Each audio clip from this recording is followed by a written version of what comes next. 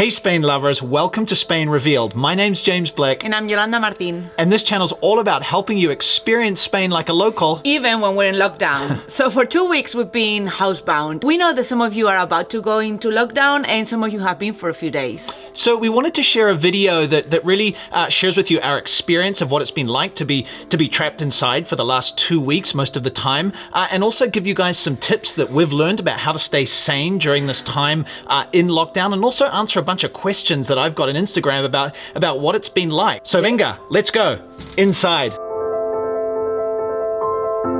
So we've been in lockdown since the 15th of March, and currently we're in lockdown until the 12th of April. So far, there are over 6,000 deaths here in Spain from coronavirus and upwards of 70,000 plus infected cases. They say we might be reaching the peak on the day we record this, but we just don't know. They've even just made the lockdown even more strict. But this video isn't about the latest news. This is more about our experience, but I will put some links down below to El País English, the English language local paper, so you can get the latest news about Spain. Let's jump into the office and I'll tell you how I've been handling it. So really my last 2 weeks have been sitting mainly at this desk in our little office here at home, because most of the time I've been dealing with Devour stuff. You know, we are a tourism company. We've suspended our tours for the time being, so that's had a massive impact obviously on the finances of the company. We've had to make a lot of hard decisions, and obviously we've been working really hard to try and protect the company, protect its future, and protect the livelihood of our amazing teams. I've seen a lot of people on social media who have been really bored in lockdown, but for me it's been 2 of the busiest weeks of my life. So that kind of struggle and that fight continues. But I also love cooking, and I've never really had a chance to kind of explore that passion. I made a tortilla video a week ago, and I plan to be making more YouTube videos about cooking and exploring cooking more. I really enjoy it, and that's been a great kind of stress relief for me in the evenings. Something that's interesting is that the views on my channel have really dropped because people aren't planning their trip to Spain, so I have to kind of pivot and adjust and start making videos as well for the moment that people can enjoy in their homes, which is cooking. Apart from that, Yoly and I have watched 2 seasons of Sex Education. That's a Netflix show, not a self-help video, but we recommend it. So that's me, but what about you, Yoly? Can you share with everybody kind of what you've been doing for the last 2 weeks? Give me the camera. Well, so I've been doing translation work in the mornings, quite a lot of that actually, quite busy now, so that's great. And then, well, I've been having some online classes as well, so big shout out to my flamenco singing teacher, Paco del Pozo. And also I've been doing drinks with friends, so online we just meet through Skype or Zoom. Yesterday I had a costume party, so go figure. And just, you know, trying to spend time and, you know. And so Yoly, someone asked on Instagram how this has impacted on your flamenco tours. Yeah, so not a lot of flamenco tours on at the moment, of course, so that's been stopped. And just looking forward to start giving them again in the nearby future. So that's what we've been doing, but how does it feel? We wanted to share with you guys how we kind of feel and how it's felt for the last couple of weeks, and we'll go one at a time. For me, one big thing is that time has been very strange and has moved in very strange ways. A month ago, we were in San Sebastian. We weren't even thinking about this. We were filming videos. That feels like a lifetime ago, and I guess it's like time is measured by the amount of experience that happens in it and not by the actual minutes in the day. The other thing is it's been a real emotional roller coaster. I'm someone who I feel like I generally understand my emotions, but I haven't understood my emotions at time, and I've really struggled to understand them. I read an article which really helped me in the Harvard Business Review that said what you're feeling at the moment is actually grief. And I thought that was really interesting. You're grieving for the life you had that will change. You're grieving for the future you thought you had that will change. And I think there is a lot of grief here in our lives about all the change that's happening for all of us, and obviously especially if you lose a loved one, but not even if there's death or illness involved. You know, at the beginning I was in a lot of denial about how bad this was, and I think denial isn't that the first stage of grief. But on the flip side, I'm a pretty positive person. Entrepreneurial people often are, so I'm positive that there is a future beyond this, that we can get through, that people will return to Spain one day, and I'm kind of a piece of me is excited by being able to create a new future. So there's a lot going on in my head and heart right now. What about you, Yoly?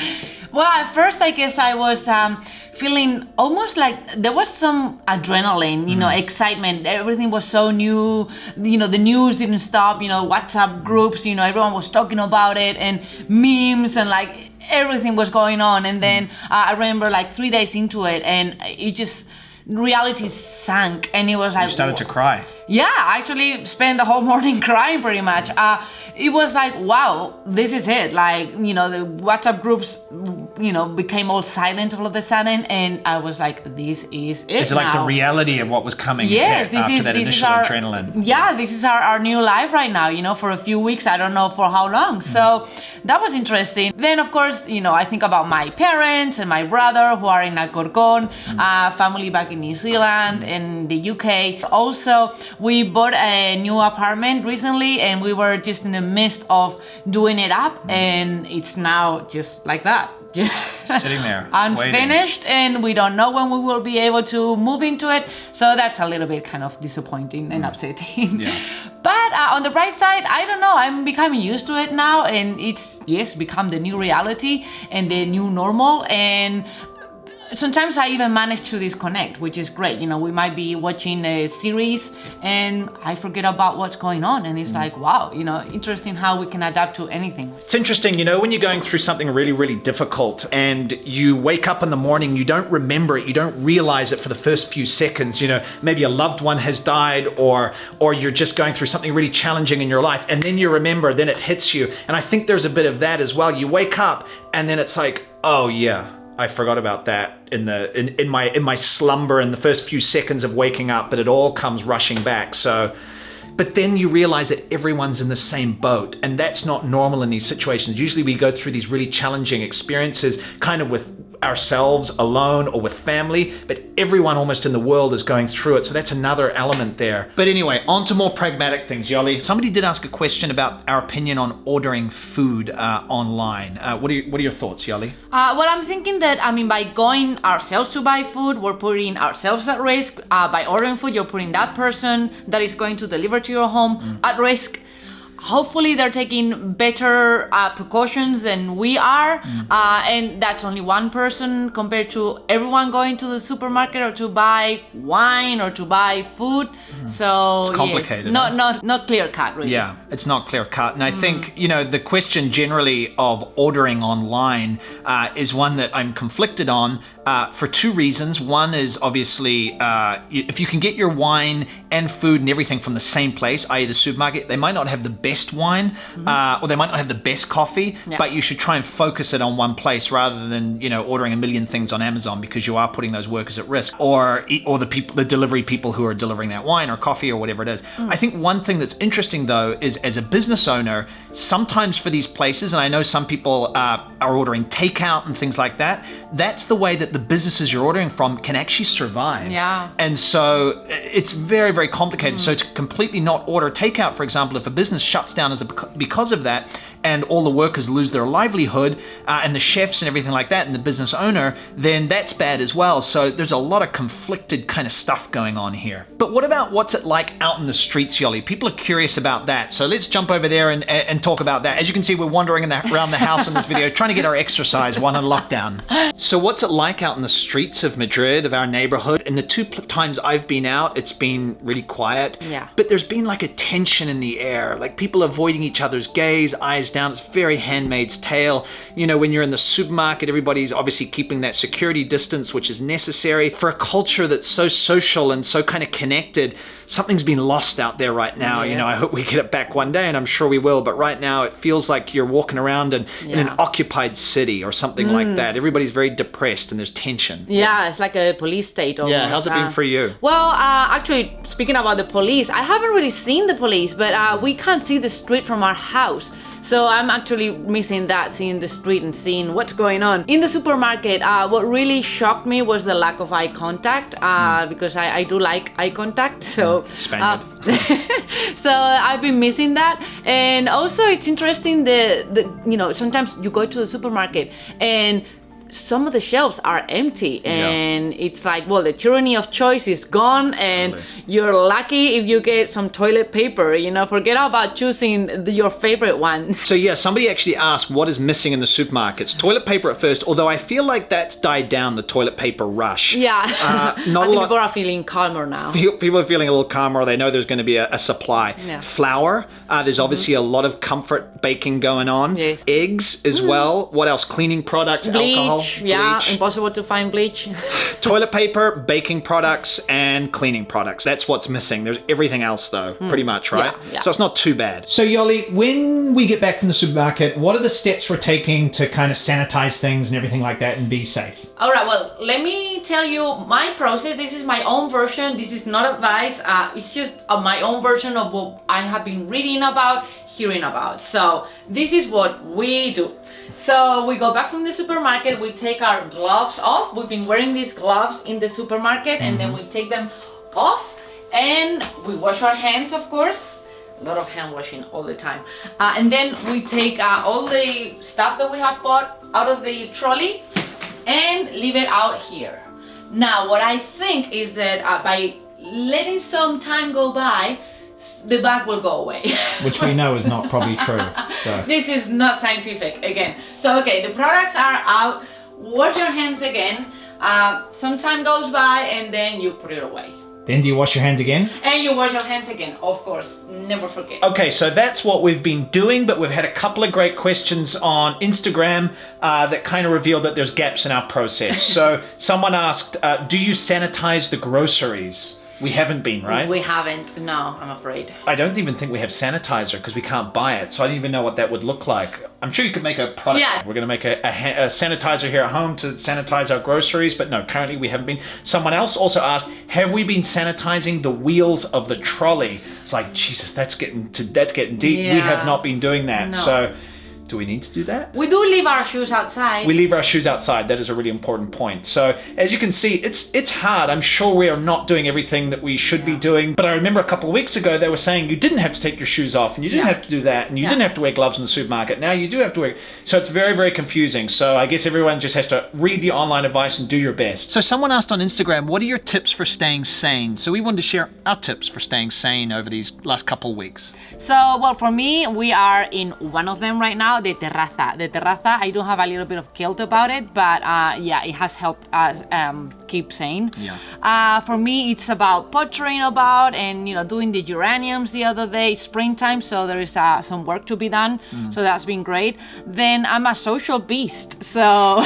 You're a beast. I've been keeping in touch with my friends, very important, a lot of WhatsApp contact, and also doing a little bit of cleaning and a little bit of cooking as well, just to move around really, and a little bit of exercise, I guess. Yeah. How about you? So for me, what's been keeping me sane? Well, yoga in the mornings has been really, really important. Normally I go jogging by the river as well, but we're not allowed out to exercise. I know in some countries in the lockdowns, they are allowing exercise, but here we can't. So yoga every morning for body and mind for an hour. Obviously there's been a lot of work in, during the day, but in the evenings, the cooking has been great. I want to do even more of that. Something also for me is reading and books. A book I'm reading at the moment or actually listening to is Sapiens, which is about kind of Homo sapiens and the evolution of the human race. And I think that's really interesting to kind of zoom out of our context of our daily struggle at the moment and think about, Homo sapiens on an evolutionary, almost biological level. So I'm finding that is a really interesting book to give some context. And also I think some books that I do want to read are books are about mindset. People who have been through massive struggles that our struggle right now pales in comparison, but are books where people have talked about how they've managed to kind of walk through adversity. So two books I'm thinking about are Viktor Frankl's Man's Search for Meaning, and also Nelson Mandela's The Long Walk to Freedom is a book that I would like to read. So I think mindset books are going to be important. So that's what's keeping me sane, and Hanging out with me, right? and hanging out with Yoly is keeping me sane as well. I think also something that I'm thinking about a lot at the moment is minimalism. I think a lot of people are starting to realize, like, what do I need to be happy? The most basic thing is your health and the people you love around you. And so all those extra things that we all wanted, you're starting to get some context that maybe I don't need those things. All So this stuff. So I'd like to read more about minimalism as well. And yeah. Marie Kondo? Maybe not Marie Kondo. I hate the way she folds the things up. I can't figure that out. So, yeah, some sort of minimalism, but not probably, but minimalism. Someone also asked what you're grateful for. A really small thing I'm grateful for is this paella burner maker, I don't know what it's called, kit. Haven't used it yet, it's been a bit cool, but we've got a pan to put on it, and soon when the weather warms up a bit, I want to start making paella out here. What are you grateful for, Yoly? Something I'm grateful for, being the social beast I am, is at 8 p.m. we do some clapping dedicated to all the health workers and workers in general that are just keeping this going. I know that people in New York are doing it now, so everyone in the world pretty much at 8 p.m. now we do this clapping, and so it's amazing to just... And you've actually met the different neighbors. Yeah, you know, for the first time in my life, I've been speaking to people that live 2 floors up, and yeah, first time I said hi. So Yoly, when this is all said and done, when this is all over, what's the first place you want to go to? I'm going to walk to the Puerta del Sol, which is a 40-minute walk or so. Can I come? We'll see about that. Well, where do I want to go? We were planning to go to New Zealand in 2 days' time. We were going to go and visit my family. Those flights have obviously been cancelled, so the first place I want to go is go and visit my family in New Zealand. Don't know when that'll be, but I'm looking forward to it. Let us know in the comments your experiences with lockdown, your tips as well, and in the meantime, stay safe. And stay at home. All right, hasta luego. Ciao. Ciao.